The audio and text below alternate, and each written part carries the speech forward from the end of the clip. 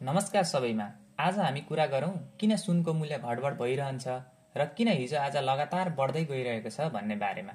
सुन जुन हाम्रो श्रृंगारको गहनादेखि लिएर आजको लगानीसम्मको प्रतीक हो, किन अचानक महँगो हुँदैछ, यसको पछाडिको रहस्य के छ, बुझौँ यस जानकारीमूलक भिडियोमा। सुनको मूल्य किन बढ्दैछ? यसको सबैभन्दा पहिलो कारण हो विश्व अर्थतन्त्रमा अस्थिरता। अमेरिका, युरोपमा ब्याज दर घट्ने कुरा आउँदैछ, इन्फ्लेसन अझै नियन्त्रणमा छैन अनि संसारभर युद्ध, राजनीतिक तनाव पनि बढ्दै गइरहेको छ। यस्तो अवस्थामा सबै लगानीकर्ताहरू, राष्ट्रका केन्द्रीय ब्याङ्कहरूले सुरक्षित लगानी खोजिरहेका हुन्छन् अनि सुन त्यसको राजा हो।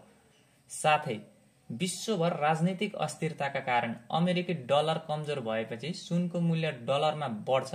त्यसपछाडि जब रुपैयाँ कमजोर हुन्छ, नेपाल वा भारतमा सुन अझ महँगो पर्न सक्छ, अर्थात् मुद्रा कमजोर र सुन बलियो हुन्छ।